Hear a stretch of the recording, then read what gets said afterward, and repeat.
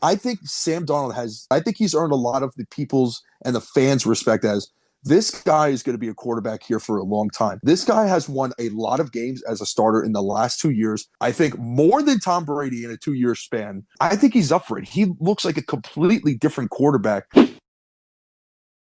All right, everybody, welcome back to another episode of the B Team. We got Mikey, we got Muller, and we got more Oh, non-alcohol beer geez. reviews. Good hot start to the show. We got a new segment to kick off the show, and then we got the conference championships are set. We are closer and closer to the Super Bowl, Mike. What a time to be alive! And of course, we will have the mortal locks and best bets to end the show.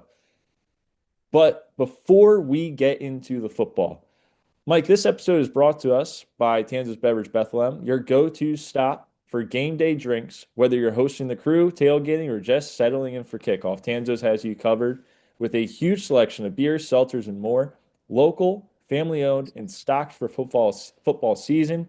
If it's game day, it starts at Tanczos Beverages Bethlehem. Swing by, load up, and enjoy the games this weekend. They have an app and they have their website. Go ahead, slide in there, see what their inventory is, see the pricing, figure out what you need to make sure you're ready for game day on Sunday. Conference championship Sunday, that is. Yeah, Mike, new segment. New segment. Hit me with it. We can even flip-flop this back and forth. We can call it the boys' weekend in football 30-second rundown. All right, let's I go. don't want to take full ownership of this. It's a team event, team podcast. The boys' weekend in football 30-second rundown. Ready, Mike? Come on, lay it on me. Let me hear it. Here we go. All right, kicking it off on the top, Miami falls to Indiana in the college football playoff. That was heartbreaking for me. Heartbreaking for me. Mendoza is going to go with the number one pick. Most likely, you saw Tom Brady and his clan there watching him very closely. Packers released Trayvon Diggs today. Hilarious. They broke up the boyfriends Micah Parsons and Trayvon Diggs again. John Harbaugh officially signs for the New York Giants. Sick. Not great for the Cowboys, but maybe it's good. Robert Saleh signs a 5-year deal with the Tennessee Titans. Has Cam Ward, but he kind of just picked up the Jets again. Bo Nick's ankle is kaput. Bills fired McDermott. Not McDermott. Yeah, Bills fire McDermott. Correct. McDermott. I was right. New England Dynasty may have just been asleep. They are, again, in a conference championship game. Sam Darnold, revenge game. Is he about to make all the Jets fans happy? Possibly. And lastly, Senegal won the AFCON in the most crazy way possible that I've ever seen. So, Mike, that is my 30 seconds in football this weekend. Did you have anything to add, or did you have anything to comment on? Saleh got 5 years for the Titans. Yeah. A 5 year deal. Yeah. Listen. Hold on a minute. They just watched his defense get absolutely obliterated by Sam Darnold and the Seattle and JSN, and they gave him a 5 year deal. I have nothing on Robert Saleh, but my God, this is the New York Jets all over again. Exactly like you said. What the hell are they doing? But listen, I get it. Robert Saleh is a great coach. That doesn't seem like the correct approach with this thing. You got Cam Ward. I say great coach. I didn't say head coach, Mike. You got Okay. Cam Ward, Saban. who was a top overall pick this past year. Great rookie season. And instead of giving him an offensive minded head coach, you're going to go ahead and get this guy a defensive head coach who failed his last time he was a head coach and is fresh off of a 30-point plus beatdown in Seattle. Yeah, I don't agree with it. 5 years seems a bit excessive. Um, yeah, I don't know. I think Tennessee just screwed themselves, but that is just us. I knew you were going to have something to say about that. Well, number one, I didn't know it was 5 years in total. Listen, the Jets are an anomaly, okay? Salah, with everything that happened and all the moves and all the drama, like I genuinely felt bad for him because he did have, some good moments with the Jets. It was not all absolute hell and flames and infernos and Satan around. Like there were good moments where he did coach well. He will have a quarterback. He will have a good running back. OC, that's another question. The OC will really depict on what I think the Titans are going to be. Good division now, much better division than what we thought. But man, 5 years is a lot. I did not expect that. I mean, for the guys that are, this is one of the better coaching free agent cycles that we've seen between, Harbaugh and Sean McDermott. Mike McCarthy's another guy, Mike Tomlin. Like, and you take Saleh. Listen, maybe he'll shut me up because it's not the Jets. So I could see them doing better. And, Saleh's a guy who has that discipline as a leader of men. But X's and O's, we will see. I think the defense, I think he'll actually be pretty good with that defense. It's a very underrated defense, given their record and how shitty they've been. But I think he'll have that defense right. It's just the offense, which has been a big problem. But it's promising. They got some players. But Tennessee, man, and a tough division and a tough conference. Oof. He's going to have a lot on his plate. What you just said, Mike, that was his problem when he was in New York, right? That defense was top 3 in the league. The problem was the offense. They didn't even know they were playing football half the time. They were horrible. They were terrible. I know Zach Wilson was the quarterback. Cam Ward's a bit different, but the guy he never figured out that offense.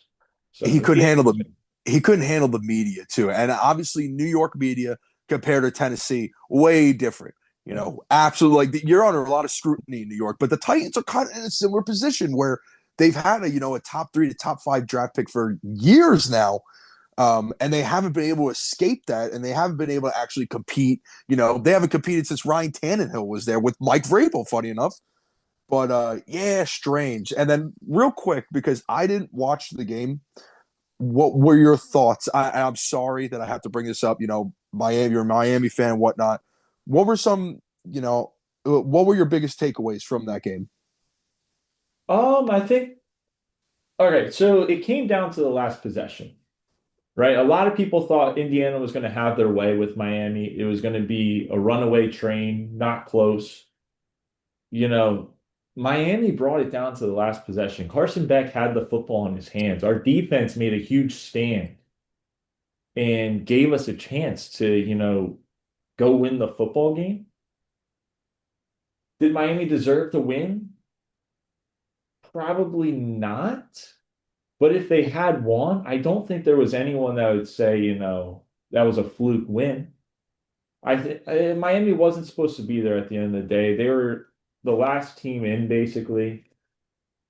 They went on a run. They had a great year, very underrated year. National final loss. Mario Cristobal in, I think it's year 2, now going on year 3. I think that I like where we're at. I like where the team was at. Obviously, with the way college football is now, it can look completely different next year. But yeah, it came down to the last play, and Carson Beck, he took a chance. Was it the right decision? I don't know. A lot of people are going to have their opinion on that, but hats off to Indiana. Great season, undefeated season. I think they were 16-0, first team to win 16 football games in a college football season. Fernando Mendoza probably going to be the number 1 overall pick. Yeah, no, Kurt Cignetti, he's done wonders with that program, and it just goes to show, where college football is at. I think it was an awesome college football playoff game. It was an awesome final championship game. So, yeah, no complaints. Obviously, it sucks that Miami didn't win, but a lot of good out of the season. Yeah, and I think, just based off the story around Indiana, because again, they came out of absolutely nowhere this season. And Cignetti, the way he coached, the way he brought those guys together and made them believe was, nothing short of spectacular. And then Fernando Mendoza, I mean, he's a very scrutinized quarterback. And that's from everyone, they play Bama. Oh, is he going to do it? This, Miami in the final. Oh, is he going to do it? Like, I feel like everyone was kind of doubting them. Oregon, same thing. I don't know if they played Oregon. Yes, they did play Oregon. Oregon this, Oregon that. Like, they just shut everybody up. And Fernando, I saw that run on 4th down where he scored that touchdown. I mean, That's the player you're getting. Like, that exact play is the player you're getting. You're going to get someone fight, hustle. He's gonna be like Josh Allen. Not saying he is gonna be Josh Allen, but he's going to run like Josh Allen. He's going to fight for those extra yards. So he's going to either, he's probably going to be number one overall, depending on what the Raiders do. I doubt they move. But last thing on that, because I feel like once Carson Beck left Georgia, it's like everybody forgot about him. Where do you think he lands in the draft? If, he probably is going to declare. Do you think he's, a top end, first round pick? Is he, in the 20s? Like, where do you think he's at? If this year's draft class was last year's draft class, he goes undrafted. Like, I like Carson Beck. I mean, do I want him to be the Cowboys quarterback? No.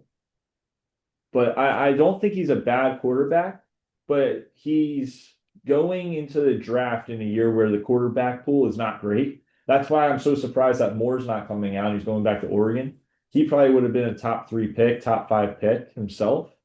Carson Beck's probably going to go into the draft as, the 5th or 6th best option by the time the draft comes around. He's not going to be a starter most likely. If he is, great, but I don't see it. Maybe a backup, probably 3rd string, bounce around the league a bit. Then take his talents to the New York Stock Exchange, do some finance work. I don't know what his future is going to hold, but it's certainly at this point, I think it's a 10% chance he ever sees a playoff game as a starter. Yeah, he's an interesting character because he had those really good moments at Georgia, and he at one point was talked about being a top heavy first round pick, and then going to the championship with a very good defense. Can't let people forget that Miami's defense was very solid all season. I can see him being a name like not as high as like Shedeur Sanders, like, oh, where's he going to go? The talk of the town. But like, I can see him be like, oh, Carson Beck's on the board. What about Carson Beck? He's going to be that name that he could get drafted in the 6th round. He can get drafted in the 1st round. Like, you don't know where he's going to go. Oh, I think the 1st round's a bit of a stretch. It can be a bit of a stretch. But I see what you're saying. Sure. You know what I'm saying? Like, as a hypothetical, like, there might be a team, let's say, in the 2nd round, that's like, oh, I like it. I like the way he plays. I think he could be a future for this team. Maybe the Rams take him in the 2nd, or someone like, another veteran on their team. I'm trying to think of one, but you get the point where, like, it's not like, oh, he is a set in stone 1st round pick. He's a set in stone 6th round pick. He can go anywhere in this draft. So he's going to be the name to watch, in my opinion, when the draft comes around. It's obviously guys like, Ty Simpson and I don't know if Nussmeier and all those other quarterbacks in the SEC are declaring, but that's another story.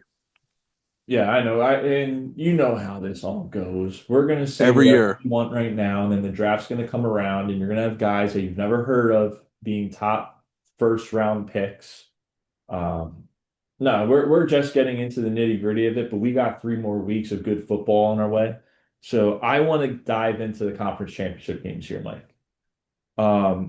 Both are on Sunday. We got the New England Patriots and the Denver Broncos at 3 p.m. And then we got the Los Angeles Rams and the Seattle Seahawks at 6:30 on Fox. I want to start in the AFC. Bo Nix is out for the season with an ankle fracture. We're going to have Stidham starting this week, which I think is hilarious. I think it's awesome. They haven't had a backup quarterback get us a regular season snap in 2 years. What a moment to have this occur. So I'm happy for Stidham that he's going to get this moment. But I want to ask you, Mike, what is the key for Stidham and the Denver Broncos to come out of Sunday with a win? Because you look at that Patriots team, they look strong. You look at that defense, looks strong. But there's one thing that they have against them, and that's their inability to play a backup quarterback in these final 3 weeks of football. You look back at Nick Foles, dominated in the Super Bowl. So I'm sure those thoughts will be lingering for Vrabel. What is the key for the Denver Broncos? I mean, I think it's for me, it's obvious. It's pass blocking. Like, I think dumbing it down, simple terms, it's being ready for the blitz, because New England is going to blitz the absolute crap out of the Denver Broncos, because their O-line kind of struggled in a way but they also played well at times throughout that game against the Bills. They are going to send the absolute house on the Denver Broncos, and they are going to make Jared Stidham uncomfortable right off the bat. So I think for me, it's making sure to identify that at the line of scrimmage. Pointing out who do you think is going to be blitzing. They're going to disguise a lot. New England's going to disguise these. They're going to press the line of scrimmage. They're going to have safety come down and show. They're going to have the weak side linebacker show right outside the out of the D gap or whatever. But it's for me, it's pass blocking and it's Sean Payton, being a move ahead of what the DC of New England is going to do. That's the most important thing because listen, at the end of the day, backup or not, like these guys are professional quarterbacks and they have gotten some type of playing time on these teams. So that's my biggest thing. I think they have to pass block. They're going to stop the run. They're going to blitz a lot. Jared Sims just going to have to play his ass off. He's going to have to take risks. He's going to have to air the ball out, and he's just going to have to trust his stuff. And as a quarterback, you have no other option but to trust your stuff. He's coming in a big moment right now, and they're here for a reason. They just beat the Buffalo Bills, who are a hell of a team. They squeaked out a win. I thought they played well. They limited turnovers. But yeah, it's gonna be real interesting. It's gonna be real interesting. I'm curious to see what Sean Payton's how he's gonna call the offense. Yeah, I agree with you. Everything you're saying is correct, right? They got to play a certain way. You got a backup quarterback in there. He hasn't had a snap this year. Do you believe that either of these teams can actually take down one of the teams left in the NFC? I mean, it's so difficult because if Denver had Bo, I would. It's hard. Those NFC teams are strong. I would say the Patriots probably have the best as of now. Bo is injured. The Patriots would have the best chance to take down a team like the Rams or Seattle. But in my opinion, and we've agreed on this even before the postseason, even early on into the season, the NFC's strong, man. They're strong. The AFC's upside is defense. The NFC's upside is offense, and that's how usually it's been for years.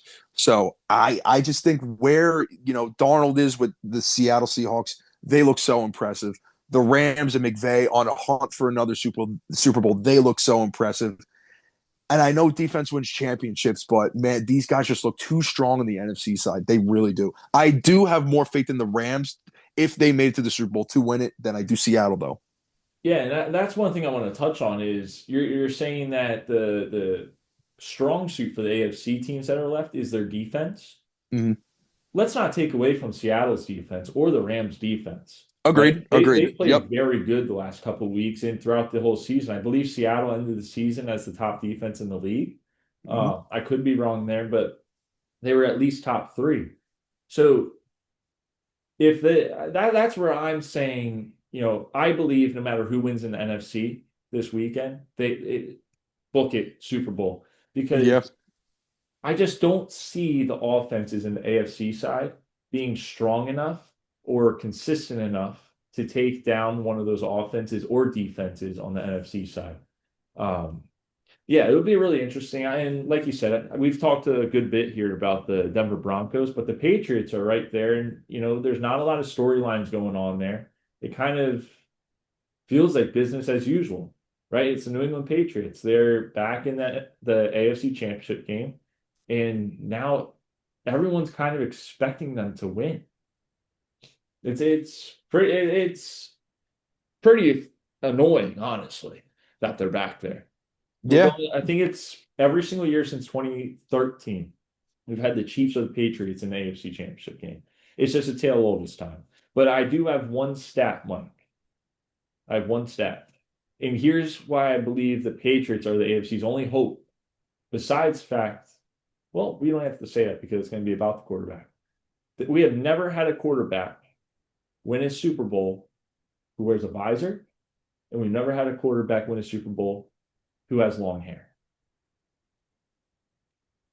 That's not a great look for Jared Stidham because let me tell you that if that flow could speak, Mike, that flow is nice.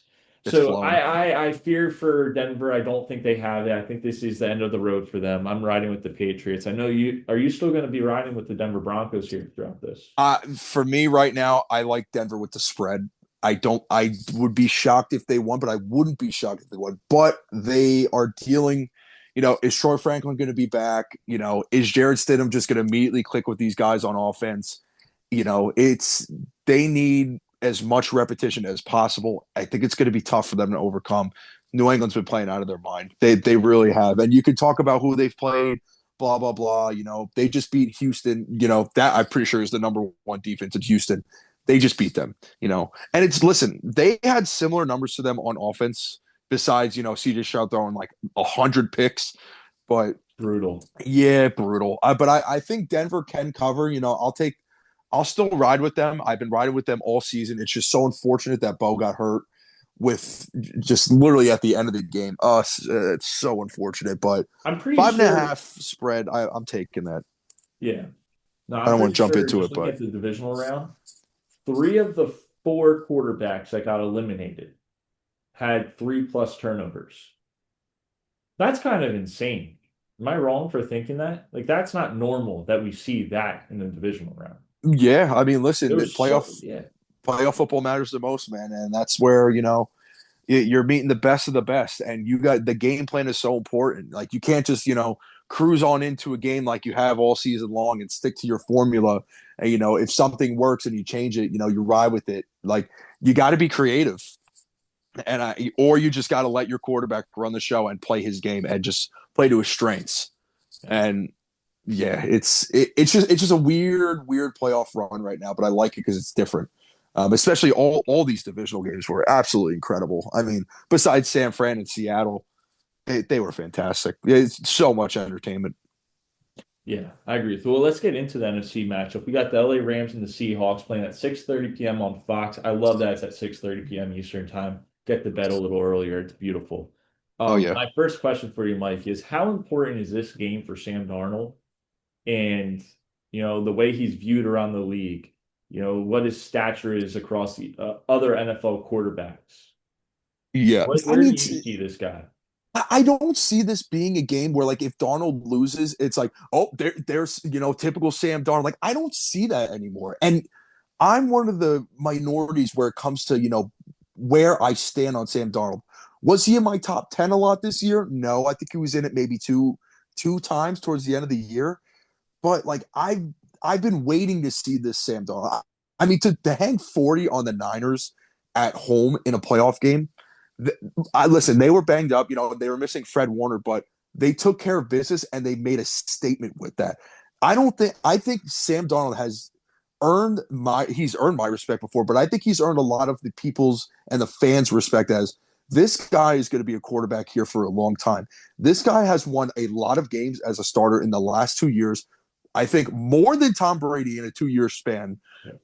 When he switches teams, 14 wins for the Vikings. I'm pretty sure 14 for Seattle. It's incredible. Like you can't let that go unnoticed. But it is a big game for him. But if they lose, if they lose where they lose 40-6, yeah, bad on them. This is a revenge game for him, like you said. And I think he's up for it. He looks like a completely different quarterback as he was, years ago. His story, his journey throughout the NFL. But listen, they've seen these guys twice. They're going to see him a third time. I just don't see a blowout happening. I don't see it. It's going to be a coin flip game. It's going to be super close. You really can't I don't think there's a lock on it. I really don't. It could go either way. But Sam Darnold's been playing excellent. I expect him to do the same. The Rams defense, they're going to bring it. They're going to pressure him. He's just going to have to find ways. And the run game, Kenneth Walker has been fantastic. They got to keep him rolling. He has been absolutely incredible with Zach Charbonnet, torn ACL. Keep the ball on the ground with Kenneth Walker. Ground and pound, be physical. I agree. I agree. I mean, Sam Darnold, I think he gets a bad rap because of his Jets years. I think there's a lot of people that refuse. They're kind To of in move on from it. denial that he can be a good quarterback. Exactly. And it would be the same thing if you had it with Geno Smith. He was another one, right? A Jet. Mm-hmm. He leaves, and people refuse to believe that Geno could play quarterback. Well, he ended up in Seattle, ironically, and had a good couple of years, and then he reverted back to Jets Geno. But it would be the same for anyone that's been a quarterback of the Jets, right? You know, it's tough to be good in the last 10 years on the Jets. Hmm. And I think Sam Darnold, Mac Jones said it best. He just went to basically football university this last year, learning from everyone at the 49ers, but especially Shanahan. You know, Sam Darnold kind of had a similar experience, right? He traveled around a little bit, got experience other places, learned more, didn't have to be the guy, went to Minnesota, ended up being the guy, won 14 games. And for some ungodly reason, Minnesota releases him. Minnesota might be the biggest losers in this whole playoff, Doesn't right? get talked about enough. Oh my gosh. The position that Fumbled, Minnesota could be in right now, they, fumbled. they might be the Seattle Seahawks. They had Yep, the team to do it. Justin Jefferson looked like Jalen Tolbert this season. Think yeah, he about that. did. He did. We He were talking did. about how Justin Jefferson might be the best wide receiver of all time about a year and a half ago. And now we're talking about how, he's no better. His stats are no better than Jalen Tolbert out here. He's barely able to get the ball because he's got Michigan's finest, JJ McCarthy, unable to stay on the field. 9. Nine. It's brutal situation in Minnesota. Wait, Um, what? One last thing about Darnold too, and this is coming from a Jets perspective. Like there was a part that I think it was his last year as a Jet where we played San Francisco and we lost, but there was one play he rolled out to his left, made an incredible throw, sidearmed, absolute dime to Robbie Anderson. yeah. Why do you think he ended up on San Francisco? Like Shanahan being, a offensive guru, he is a great coach.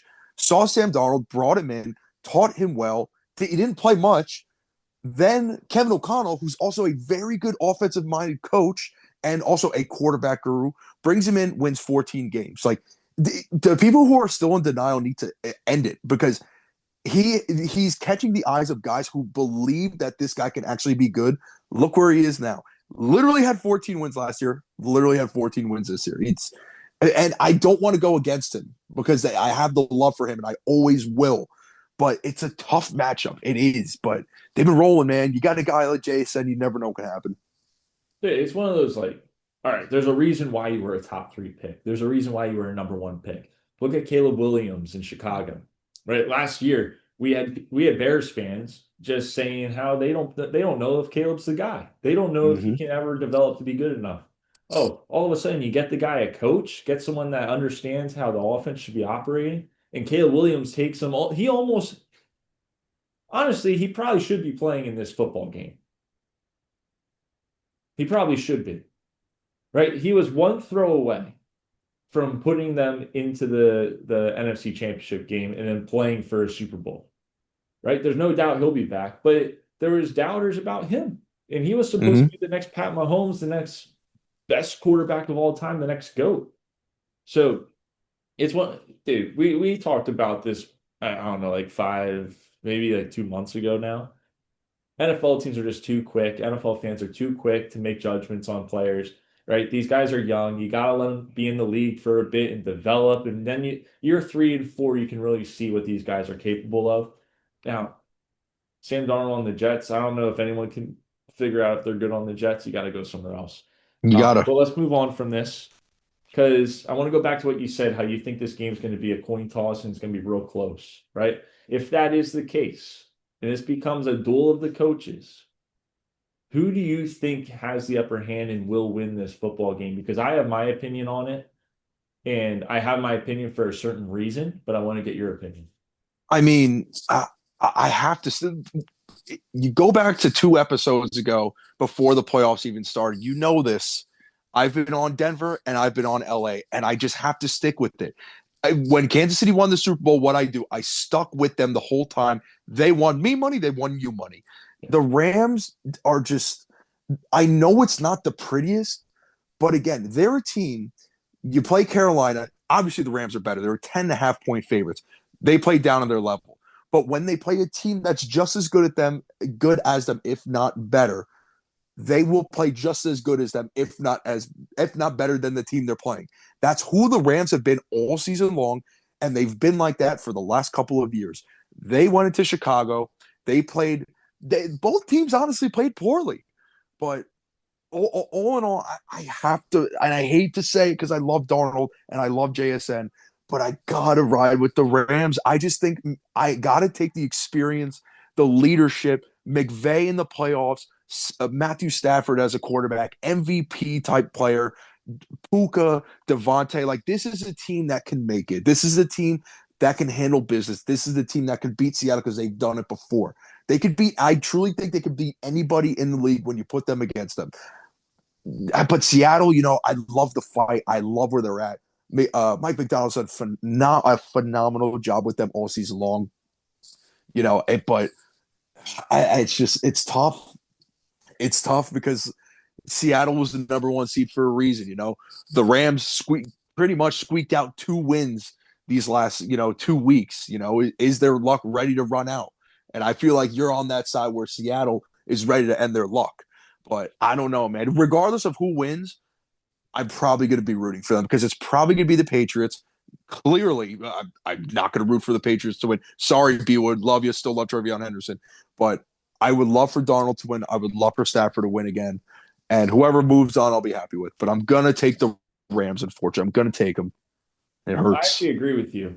And my reasoning is because I think Sean McVay is sneakily becoming the greatest coach of all time.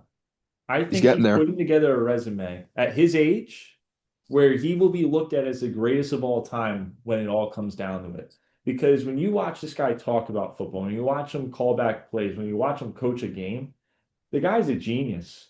And I think that this year's playoffs, right, it's setting up perfectly for him. We talked about this earlier. No matter who wins this game, I think they're going to win the Super Bowl because I don't think the AFC can handle the firepower of the NFC teams right now. And, I think this is very important for Sean McVay's legacy that he's got to go get this Super Bowl. Obviously, he's going to have to add a few more because if you want to be the greatest of all time, you got to have the rings. I think he's got one right now. Only one, right? So he's got about 6 more to go to be considered the GOAT in every circle. But I think that this guy, I'm sure you probably agree with me to an extent. I think he's starting to put together a resume where we got to put him in the top 5 to 10 of coaches all time. I mean, all time is tough. Yeah, I mean, you got to think about, the 70. You're going to have people follow us. So real quick, I'm saying at the end of his career, we're going to be putting him in the top 5 to 10. That came out wrong. I should have said the end of the career, not right now. He's definitely not right now. I think he could definitely be a top 10 coach of all time. I mean, he is stacking up the resume. I wish I could say the same about like Kyle Shanahan, but he doesn't have a Super Bowl ring. Like, you can't really put a guy in like that who doesn't have a ring. You no matter if they have one loss every single year, but they can't win in the playoffs, they can't be in. If they don't get that Super Bowl, they cannot be in that discussion. But I agree. I think Sean McVay, at the end of his career, will be a top 10 coach of all time. And he's got so many years left. It's early. It's honestly early for him. He's young. So he's got double the amount of playoff wins at his age than any coach ever. Yeah, he's going to be there. He's got a long time left. And what he's done right off the bat, like, he obviously had that 1 year right as his rookie year. I think it was a bad year. I don't know, but it's just been consistent each year.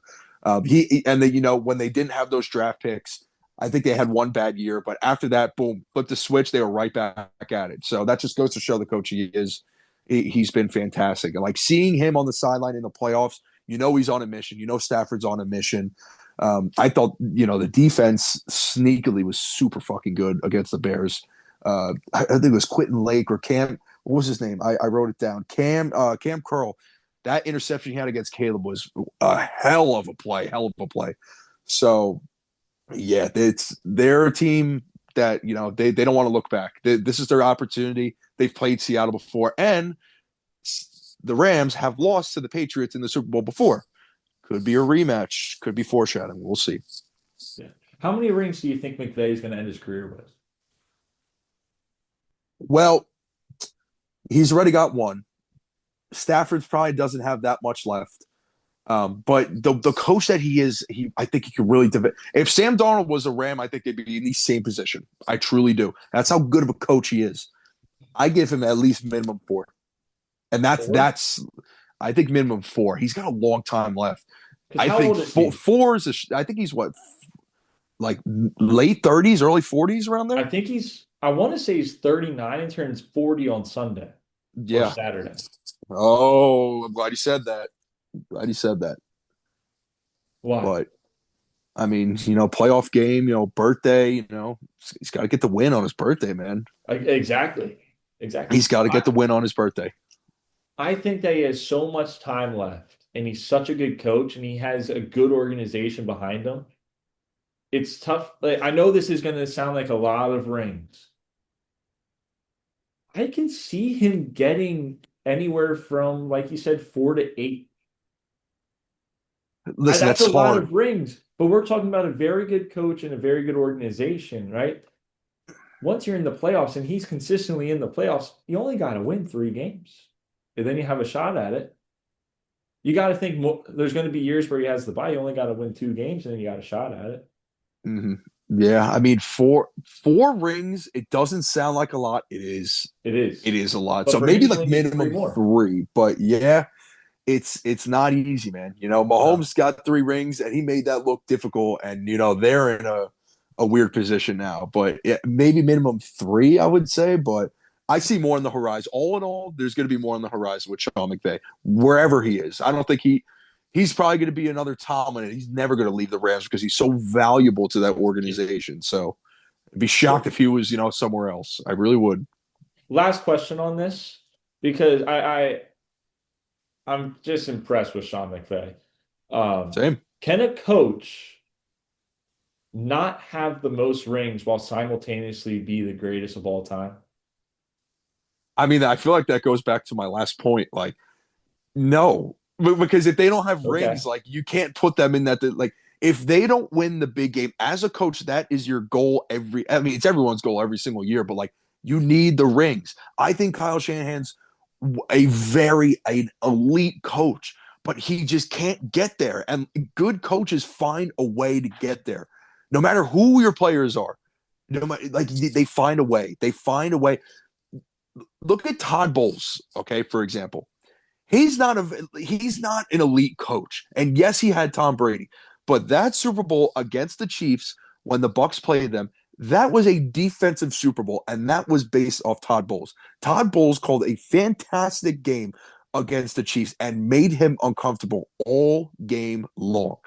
That is what separates a very good coach from an elite coach, is when you can do things like that. Do I think Todd Bowles is elite? No, he's not elite. But when you have Brady, you literally only have one job to do, and that's to coach your defense. Not everyone in the league is Tom Brady, and I don't think it ever will be Tom Brady.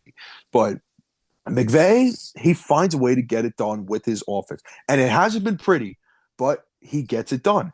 Chicago is a great example of that game. Chicago, he just gets it done. And again, defense, that's on Chris Shula. That's on that cornerback who, for some reason, I don't know if he got pushed off of, but when Caleb throws a 51-yard pass, which is actually accounted for as a 14-yard touchdown pass, how the hell? I'm sorry. How the hell do you not stop that? That ball killed almost every single bird in Chicago that in that split 3 seconds the ball was in the air. How the hell do you not stop that ball? Okay, I am a out of shape dude, but my God, what you are in the professional football league, and somehow you can't track that. That's just my thought. Hell of a play by Caleb. Hell of a throw. Cheat code. All right. Before we get into the mortals and the beer reviews, Mike, what is the headline going to be on Monday when we're sitting around here chatting about football?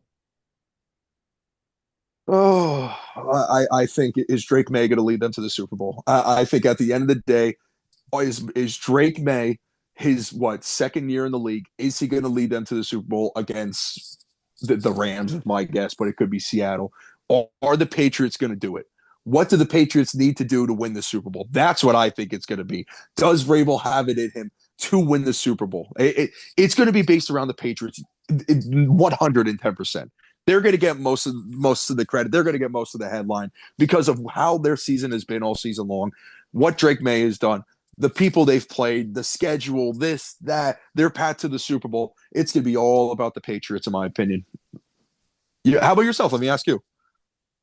I think it's going to be is Stidham about to win a ring? Oh my God, that would be awesome. That would be See, awesome. that now that's kind of like a heart headline, right? Like that would be a feel The good heart in the moment. head, the You know heart what in I the mean? head. Okay. So I'm all about the feel good ones.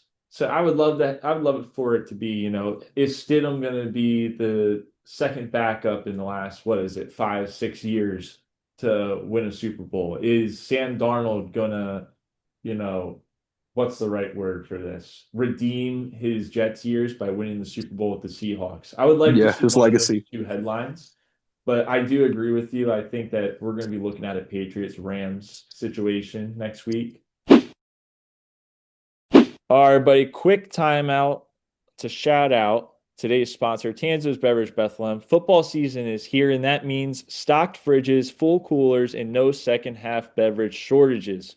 Whether you're hosting friends, heading to the tailgate, or just locking in for Sunday football, Tanczos Beverage Bethlehem has a massive beverage selection to keep you ready for kickoff. That was a lot of beverages. They're a local family-owned spot that knows the game, knows the game day, knows football just as well as we do. So before the first whistle, make the smart play. Stop by Tanzos Beverage Bethlehem. Life is better, Mike, when the cooler is full. So, Mike, today we got another non-alcoholic beer review going on today. We're gonna have a Guinness. We're gonna have a Guinness non-alcoholic. Do we see that? We got that? Let me see. There Little we to your go. We left. got There it. you go. Got it. Yep. Right there. Right there. It's a beautiful can. Beautiful can. Looks like it tastes good. Looks cold. Looks like Ooh, it's just as cold. cold as outside. Um, but yeah, can you show? So I don't drink Guinness normally. I've had a Guinness. I've had a few. I've never actually had to pour my own Guinness. Yeah, I Give us a listen. little tutorial Go here. ahead. So I'm going to move my screen here. There are multiple ways. Like, all right, for example, with the Guinness on tap, there is a certain way you have to do it. You'll do, here's the tap, 45 degrees, 45-degree angle, about halfway, and you sit it and you let it rest. You sit it down like that.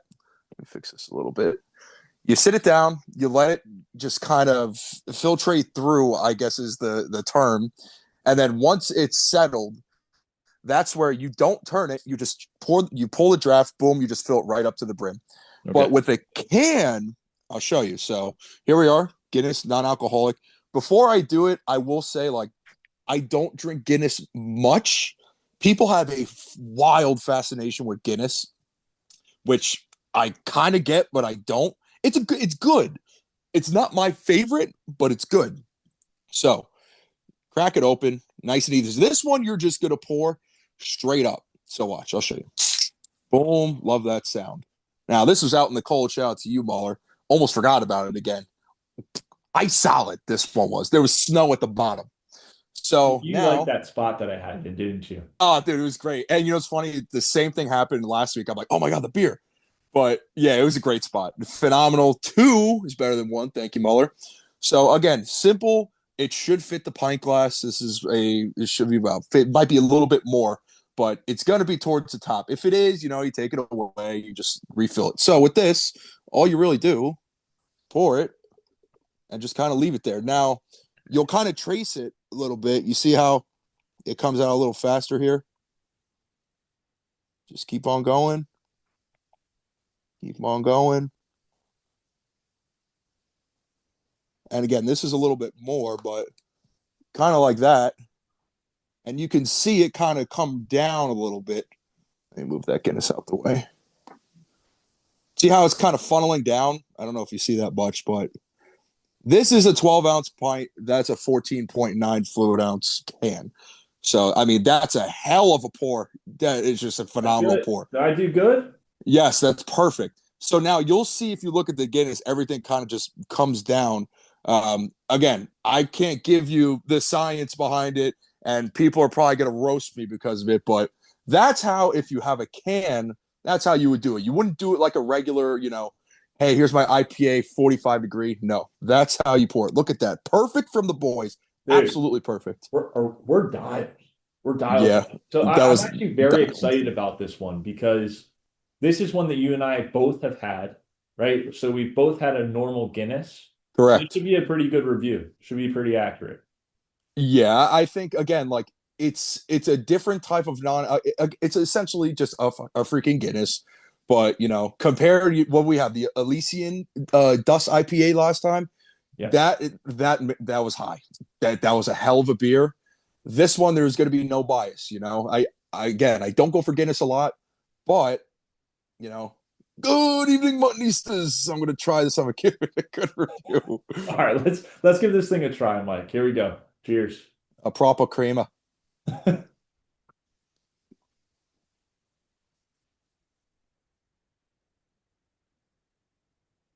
Mike, there's a common misconception with Guinness, I want to say, where a lot of people think that this is going to be a super heavy, stout, almost like, those Southern tier, almost like dessert beers.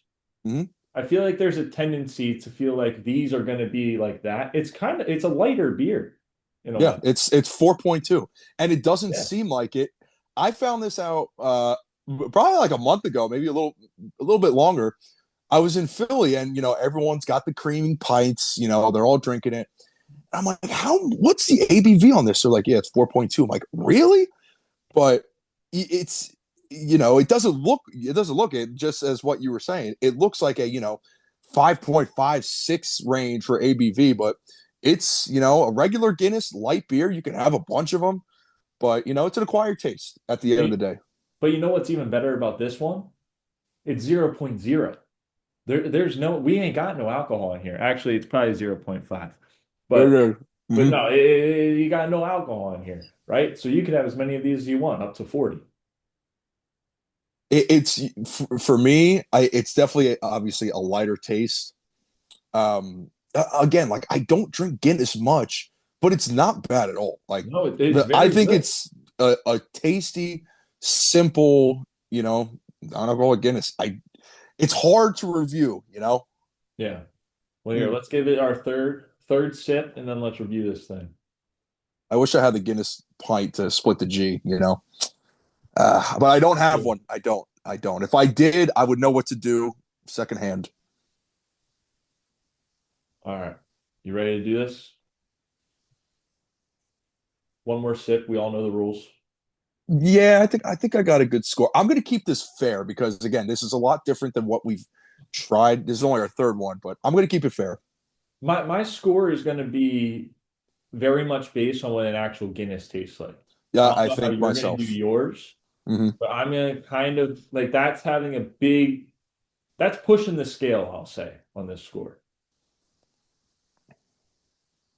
All right, let's get that last sip, and then you ready to go? Yeah, let's do it. I'm ready. All right, here we go. Three, two, one. Eight Seven. point one. What'd you do? Ooh, 8.1. 8.1. Okay, so it's gonna fall in it's like 7.5, 7.6. 7.6. Seven Mm-hmm. six probably, because 7.1, 8.1 hit the middle, 7.6. You said That's not bad. 7.1? So for me, like it's also I like that we have two scores and we take the average because your taste Hmm. buds are different than my taste buds, That's true. right? So you like different beer than me. So it almost evens the playing field. Now the Elysian one, we were both pretty high on that one. That got Uh, a very good score. yeah. Broken Heels, I think went 7.9. This would be 7.6. And I think that the Broken Heels one, if we did it again, it would probably be different. That was the first one. It's always hard on the first one, but I think this was probably our best scoring of a beer. I think um, with what was I going to say? Like with the Guinness, it's tough because like if like you said, our taste buds are different. I think we have a similar liking towards the IPAs. Yeah. And again, like you and I don't drink Guinness a lot, which is why I assumed we're gonna have a different, array of scores. But if I did drink Guinness regularly, I know I would like it more and more every time I've had it. And I would I get tired of it? Maybe, but I think after you have a bunch of them, you're gonna enjoy the taste and know what to expect.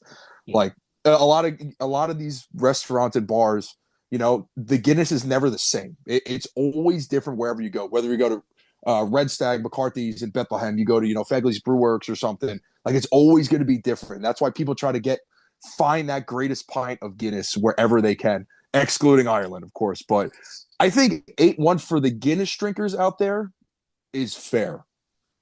Yeah. I think for the non-Guinness drinkers, I think 7-1 is a good score. So I think it's a perfect score for this beer.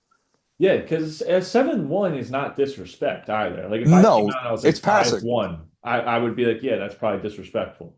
Mm-hmm. 7-1, like that's still a very good beer. I think I gave Neutro Broken Heels I think I gave that one a 7.6. So Yeah. no, I think 7-1, 8-1 for two guys that have different tastes in all this beer. That's pretty good. So we'll put down as 7.6. Good beer, very good beer. Yeah. It's one of those where in my opinion, it's either you absolutely love Guinness or you just do not want Guinness at all. So us as middlemen and the, kind of drinkers that we are, like we can appreciate a Guinness in a way. Not a lot of people are like, oh, Guinness, no, I'm good. Then you have the people like they'll go to any bar, they'll bar hop and they'll get Guinness and Guinness only. So it's a strange world around Guinness where you have the people who love it, people who hate it. So I think 7-6 overall, fantastic score. I think it's spot on. Like, follow, subscribe, back to the show. All right, we got two games. We got the conference championships. We got the New England Patriots are favored 5.5 at the Denver Broncos. And we got the over-under at 42.5. We got the Rams underdogs. So our pick is underdogs plus 2.5, and the over-under is 47.5. I shouldn't say our pick. I don't know what you're going to pick. But I am assuming that you and our parlay this week is going to be the Patriots and the Rams. Am I correct in that? No. Because you're picking the AFC. We can kick off the mortals with the parlay right now. I mean, spread over under, correct? What? Are we talk about money line parlay? We're talking about the money line parlay. The money part. Yeah. Yeah, we're set in stone on that. Yeah. I'm on the Patriots. Rams. Yeah, Patriots Rams. Yeah. I think that they all got the gist of that throughout the show tonight. Yeah, we're riding Patriots Rams. We got a heavy favorite and we got a dog in there, so people can't really give us any shit. I like that. Mm-hmm. But no, it's a big week actually, because for the Super Bowl we always do just one pick. But whoever has the best record gets the first pick. And right now we are tied. We're tied, right? So we've been on a heater though. Every single year in the playoffs, we've been on a heater. All we've gotten wrong so far is the Chargers was me and the Birds. And we've hit on everything else. Yes. For money lines. Well, the Bears was the Bears. So what? Yeah, that was one. So that was only We've looked good other than that. Yeah, absolutely. Over-under's been kicking ass. Yeah, we've been every single playoffs, man. We're always on one. We really are.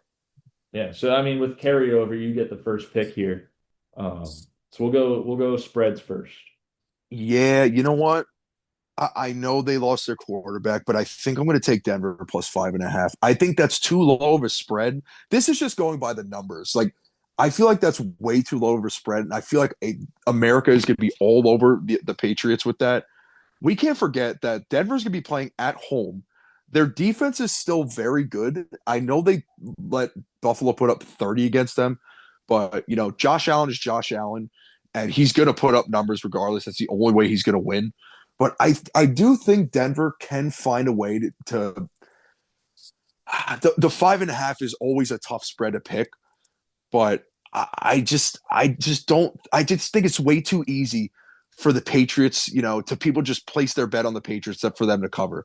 Denver at home, especially with what they've gone through, they're going to play for Bo. I think they'll cover the 5.5 because honestly, I'm more confident in that than I am Rams Seattle. Yeah. No, I actually agree with that. I do like that game to be a cover game for the Denver Broncos. And now with my pick, I have a question for you. Can I take an alternate spread? Ooh, we haven't done that all season, Muller. I know. I feel like I Big gotta say a moments no. call for big balls, Mike. I gotta say a no here. Listen, I got No? screwed. I got screwed last week on the spread with the Rams. Bad. That's You fine. gotta stick with Then it. I'm You gotta taking the stick with the Rams spread. plus 2.5. I was Boom. going to There take it a is. minus 2.5. Oh, nah. Keep it plus 2.5. We All got right, a I'll take record them to two hit. and a half. I'll take them 2.5, but I just feel like we're leaving money on the table here. Yeah, so Rams plus 2.5, and we got the Broncos plus 5.5. All right, so we took both dogs. That's a great sign. I think you should put like honorary pick Rams minus 2.5, like as an honorable mention. Just like, Yeah. hey, Muller likes this one. Yeah, we'll have But to do Mike's stopping him. Mike's stopping him from taking it, but that's Muller's true pick. that. Just That could a save little you. like a little star in the top corner in the fine print. Muller did Yeah. take 2.5. Mike said no. Yeah, it could be a 21-20 game. And you're screwed, but then I saved you. You never know. It could I be. might bet 21-20 now. Yeah. I do like both their kickers, so I don't foresee that one happening. Kicker. All right, over-unders. Well, since I just put out a prediction, 21-20, I'm actually going to take the under in the Rams game. I thought about doing it in the Patriots game. Could happen. The last time the Rams and Seattle played, it was an absolute shootout. We're taking the under here, especially in the playoffs. Seattle's defense has been solid. Rams defense needs to play well. Darnold might, it's the under for me is how Darnold performs. If he's slow out of the gate, I think the under hits, and it's a base. I just got to take the under just based off the regular season game. Playoff game, one of these games is going to be high scoring. It's going to be Denver and New England, or it's going to be Rams Seattle. 50-50 shot. I'll take the under with the Rams. Yeah, so just going off of what you just said, right? I'm taking the over in the other one. Okay, there you go. I'm taking the over 42.5. I think that there is something to be said about a backup quarterback who no one has any film on with this current team coming in and playing a big time football game, right? He's got nothing to lose. He's playing with house money. And I think the Broncos are actually going to put up 20 plus. But like you and I both said, we think the Patriots are going to win. So I like the over 42.5 there very much. So that is our mortals for conference championship week. I'm actually confident in all of them. Me too. Would suck for me because with carryover, you'd get the first pick next week if everything hits. But I hope it all hits. It's like getting the first pick in the draft. You got to pick the obvious, but it can actually pan out to not work. So we'll see. But I love where our head's at though, because I feel like this is probably the most we've agreed. Again, it's 2 games, but we've agreed on that because I just don't see 2 over games right off the bat. All the over games have already happened. There's been so much fireworks in the divisional wild card. One's got to go over, one's got to go under. At the end of the day, we're talking about gambling here. I think that's just how it's going to work. That's my gut feeling. Yeah. Which good picks though. Well, that could be completely wrong. Absolutely. Yeah, absolutely. But my over-under has been spectacular this season. I got to keep it rolling. Yeah. Got to keep it rolling. Fire. But so real quick, before we get out of here, I have a question. New Year's resolution. Have you read any books? Yeah, did I text you the other day? I am going to read tonight too. 22 pages of one book. I have it. I sent you a picture. It is called Take Your Eye Off the Ball by Pat Kerwin. It is a football book, dives into the schemes, how to track football. Learned a little bit in the first 22 pages I read about, personnel, 12 personnel, 22 personnel, all that good stuff. So I was applying it, actually applied it to the Bills game a little bit. Didn't really cover it much, but learned some things. So when I'm done with that, I'm giving it to you. I'm going to read a little bit more tonight, see what happens, see how many pages we get through. How about you? I know you've been reading a little bit. I don't know which book, though. Yeah, I'm 30 pages into the Arnold Palmer book. Oh, okay. So, which I can also share with you after. If we ever finish these books, certainly can do a swap. We will. Does he talk about the iced tea lemonade portion? Is that mentioned? Maybe that'll be like We'll see. Okay. It has to get mentioned. I hope so. I mean, there's probably a lot of Arnold Palmer books out there, but there's got to be one with his recipe. Yeah. let's be honest with ourselves. How many books are we really going to finish this year? Because we're on track not to even finish one in the first month. I think we can, if we really put our mind to it. And listen, once summer comes up and I'm at the beach, it's reading time. Minimum 3. Okay, so we're putting up 6 books this year, hopefully. Woo, that's a lot. Well, 3 each. 3 each. Yes, 3 each. I think I can bang out 3 books. This book is a thick boy. It's about like 270 pages. It is thick. Dude, you know what's crazy? Fat. There's people that PHAT. probably listen to the show that do read, and they probably pump out like 40 books a year, and they just heard you say 275 pages, so they're like, that's it? Yeah, literally. They're like 270, bro. I'm reading encyclopedias in my sleep. Like, I got the book of Eli in my backpack. You and I pick up a 100-page book, and we're like, oh, shit, this is going to be a while. That's what they read it at night. I think a big book is like, 270 to like 3. That's a big book. 270 to 350 pages. That is a above average book to read. You're reading a 120-page book, dude. That's like a bunny hill on Blue Mountain. You got to get into the 200s minimum at least to it to be considered an actual good book. Harry Potter, listen, I'm not diving into that this year, okay? When I got more time, I will. But that's another one on the list. The whole sequel, the whole series. You all right? Yeah, I'm looking at the books I have now. I read one. When did I finish this? I think last year I finished it. I think it was. Do you have a bookshelf? I have like 2 bookshelves right now. It's all scattered. But I read. Let me get up real quick. I want to show you. Bookshelf up there. I read a Jim Morrison book. No one here gets out alive. This is what it is. It was all right. It wasn't too bad. A lot of scrutiny on this book. This is a thick boy right here. That's a good size book. Yeah, that one was about 360 pages. Sick. All right. So it's been done before. We just got to apply ourselves. Because I read a book that big too. Like, I like how we're like hyping each other up to read literally 10 pages a day. That's the goal, though. If you could read 20 pages a night, you are going to be on track to finish it in no time. Yeah. 3 weeks. 3 weeks. And, you'll have those days where you'll read more. You get into an interesting part of a book and you're like, yo, I'm enjoying this. I'm engaged. You might bang out 40 to 50 pages. You never know. If you go to Myrtle, which you probably will, you go on that flight, bro, you will bang out 100 pages at least. 100 at least. Cancun. There and back, or both. Yeah. Where? Cancun. Is that where you're going? I actually don't know if that's where we're going, but it's Mexico. Ooh, yeah. That's the fun stuff right there. A little Cancun action. Oh yeah. We were talking about that today, actually. Because that's where Presidente, Mike. Unlimited Presidente. Ooh, Pops loves Cancun, man. That's been a spot for us for a while now. Yeah. I see him put the memories up all the time. And it's just the family photos in the ocean. Oh yeah, a little Cancun action, hammered. Yeah, it was fun. Oh, it's a great time. All right. You got anything else? Do I have anything else? No, I don't. I just want to say, for the Bears fans out there, like it's looking up. Caleb is the answer. He is so good. He is a cheat code. You got to be proud of your season. You know what? The NFL was more fun this year because of y'all, the Bears. It was so much fun watching them and watching the fans go crazy. It's looking up. So hold your head up high. That's a damn good team that's probably going to make the Super Bowl. Shout out the Bears. Shout out Caleb Williams. What a player, man. What a player.